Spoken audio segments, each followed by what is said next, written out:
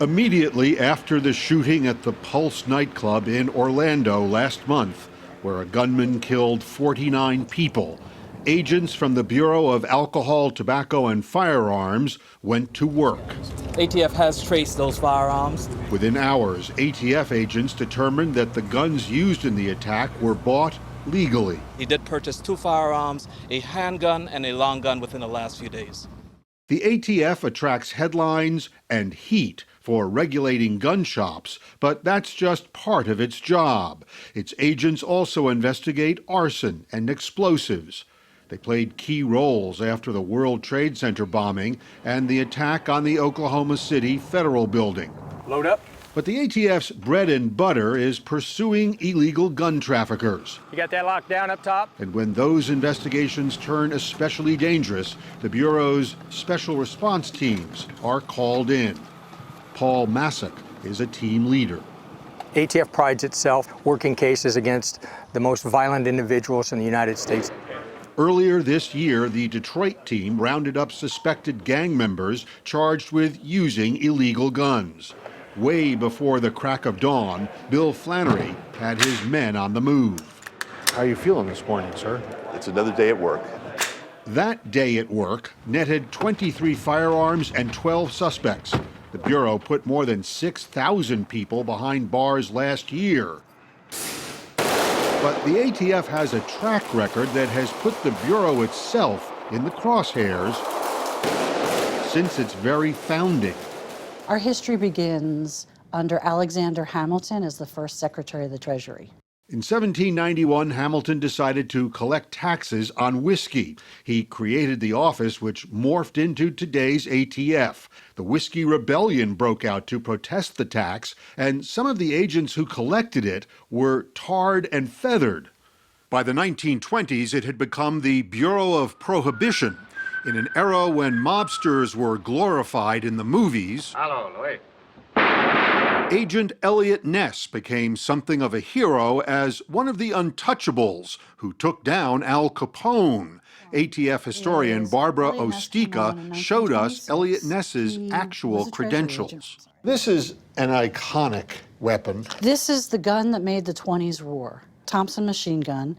It's also known as a Tommy gun, and it's also known as the Chicago typewriter. Some little typewriter, right? I'm gonna write my name all over this town with it in big letters. Hey, stop him, somebody! Get out of my way, Johnny, I'm gonna spit! This was pretty easy to buy back. Very easy to buy. Al Capone bought his first 3 Tommy guns in a hardware store.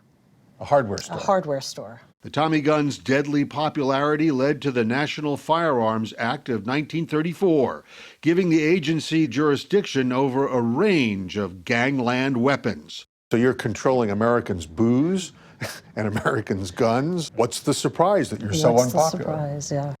Today, the ATF remains as unpopular as ever. The Bureau insists it targets only illegal firearms, but some gun rights advocates believe the agency is a threat to legal gun ownership. In the 90s, the National Rifle Association referred to ATF agents as jackbooted government thugs. Public safety is the reason we exist. Thomas Brandon runs the ATF. He is a career agent who sat down for his first ever interview to detail the Bureau's mission. It's not to take people's guns. It's to, regulate firearms that can be misused. We're a small agency with a big job. But the ATF is not nearly small enough for its legions of opponents who never tire of reminding people of 2 spectacular ATF failures. The 1993 violent showdown between the Branch Davidian religious cult and federal agents in Waco, Texas. And in 2009, the ATF program to track and arrest gun traffickers, called Fast and Furious, lost track of hundreds of guns sold to known criminals. They failed time and time and time again. Wisconsin Republican Congressman James Sensenbrenner has introduced the latest version of an idea that goes back to the Reagan years. I think we ought to get rid of the ATF. So far, the ATF has survived, but its critics have scored major victories in efforts to hobble the Bureau. Technologically, the Bureau has been deliberately kept in the last century. Can you fax over the 4473 form? This is how they trace guns used in crimes. This is Danielle calling with the ATF Tracing Center. How are you today? The old-fashioned way, Good. I need your assistance with a firearm trace. on the phone. They did this 370,000 times last year.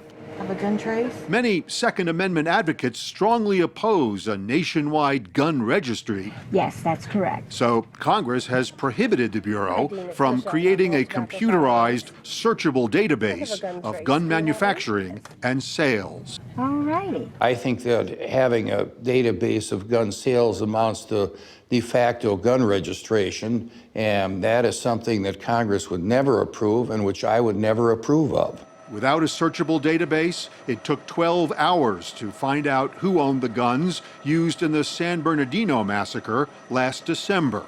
Does that make sense to you? No. I mean, with technology, but there's a lot of things that don't make sense in this town, And so, yeah, would it be efficient and effective? Absolutely. Would the taxpayers benefit with public safety? Absolutely. Are we allowed to do it? No. The ATF's Gun Tracing Center is stacked with thousands of paper records, often all but unreadable, from gun shops that are out of business. They sometimes have to go through these, page by page, to trace a firearm. Then there are the 139,000 gun dealers that are still in business. The ATF has just 620 investigators to keep an eye on them. Do you think that there is a concerted effort to keep ATF as weak as possible?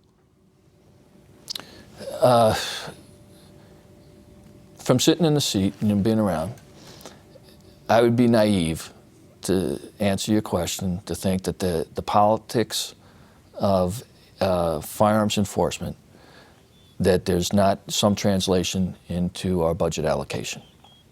That's a very diplomatic answer. Hey, I'm learning the job. Can I assume that that's yes? Yeah. We're going to add 200 more ATF agents. In January, President Obama responded to the San Bernardino shooting by proposing to beef up the ATF. Do you think the president will get his 200 extra ATF agents? No. Boy, you didn't even hesitate. No. Today, the ATF finds itself in a familiar position. The agency that keeps trying to exert its authority over guns remains under the gun.